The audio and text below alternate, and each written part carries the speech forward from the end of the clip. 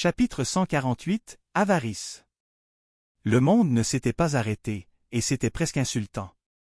Montréal fonctionnait comme un mardi ordinaire, avec un café qui débordait sur le trottoir, un autobus qui klaxonnait trop fort, un livreur qui sacrait après un stationnement bloqué, et des gens pressés qui contournaient tout ça comme si rien ne méritait vraiment qu'on s'arrête.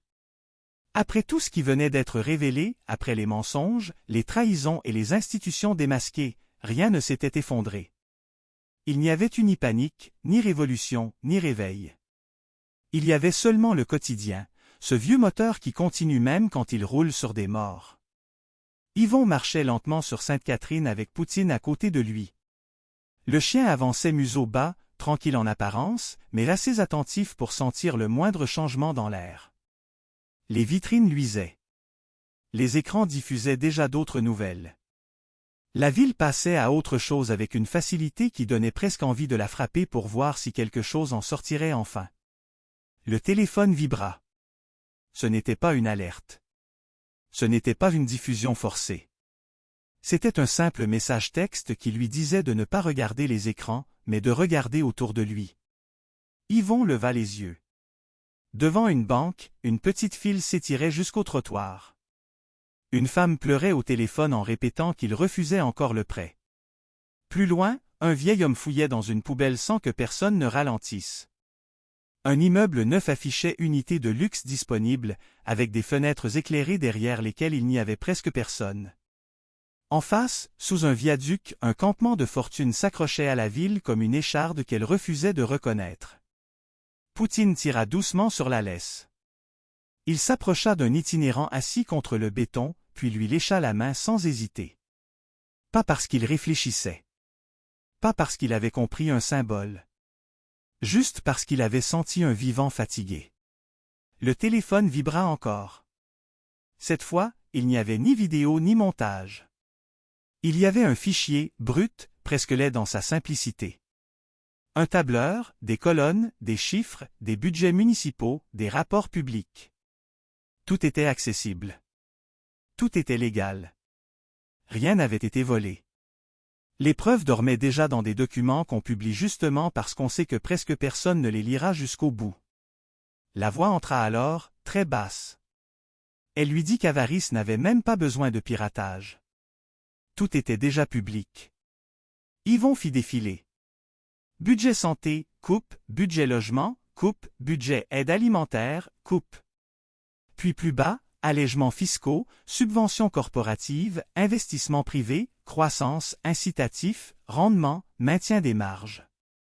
Le langage restait propre. Les verbes restaient neutres. Pourtant, au bout de certaines lignes, il y avait déjà des corps. Une projection statistique accrocha son regard. Réduction des services hivernaux, surmortalité estimée, plus 83. Il relut la ligne une fois, puis une deuxième, 83. Pas 83 plaintes, pas 83 dossiers, 83 vies. Et le nombre était posé là avec la même propreté qu'une colonne sur des coups de chauffage. Yvon demanda ce que c'était. La réponse arriva doucement. Une décision comptable. Personne ne l'a voulu en disant « je veux tuer ». Mais tout le monde l'a signé en acceptant le calcul. Yvon releva les yeux vers la rue. Personne autour de lui n'avait l'air méchant. Il n'y avait ni conspiration visible ni rire de prédateurs. Il y avait des fonctionnaires, des comptables, des analystes, des élus, des gens normaux dans des bureaux normaux, qui avaient seulement accepté qu'un chiffre remplace une vie parce que le chiffre tenait mieux dans une réunion. Le téléphone vibra de nouveau. D'autres documents s'ouvrirent. Des banques, des assurances, des fondations, des organismes religieux. Pas des vols avec cagoule et sacs noirs.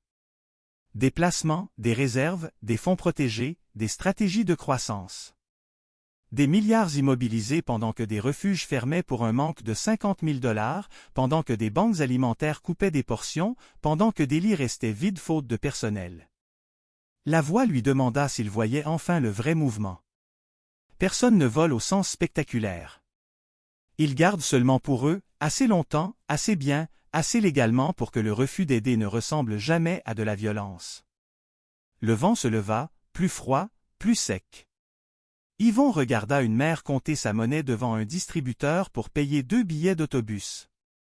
Plus loin, un immeuble de bureaux vide depuis des années restait chauffé, éclairé, entretenu, prêt pour une valeur future que personne n'habitait. Des mètres carrés protégeaient mieux que des humains. Et quelque chose s'assembla enfin dans sa tête. Tout ce qu'il avait vu depuis des semaines, le mensonge, la police, les institutions, la religion, les trahisons, les protocoles, les grands mots et les petites lâchetés, tout ça n'était peut-être que la peau du problème. La vraie racine était plus basse, plus froide et plus stable. Tout tenait autour de la même nécessité cachée, garder plus, perdre moins, protéger ce qui rapporte, retarder ce qui coûte, puis appeler sa gestion, prudence ou responsabilité. Poutine revint vers lui et s'assit contre sa jambe.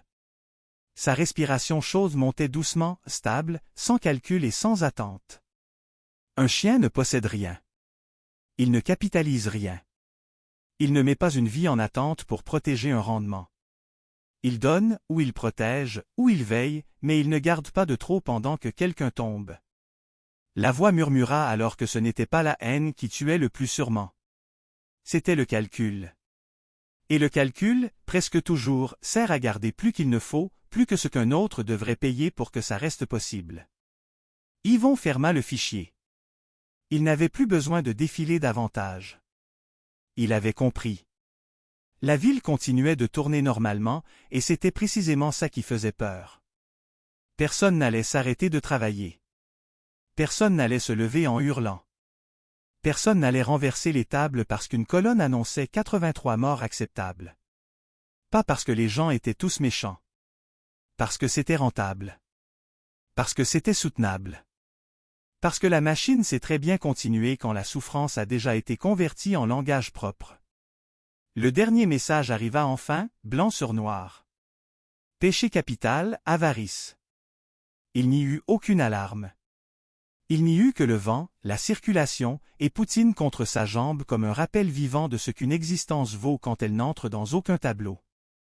Et pour la première fois, Yvon n'eut plus l'impression que le narrateur combattait seulement des criminels. Il combattait une équation. Une équation qui savait compter l'argent, les risques, les délais, les pertes, les gains et les rendements, mais qui ne savait plus reconnaître un innocent autrement que comme une variable sacrifiable.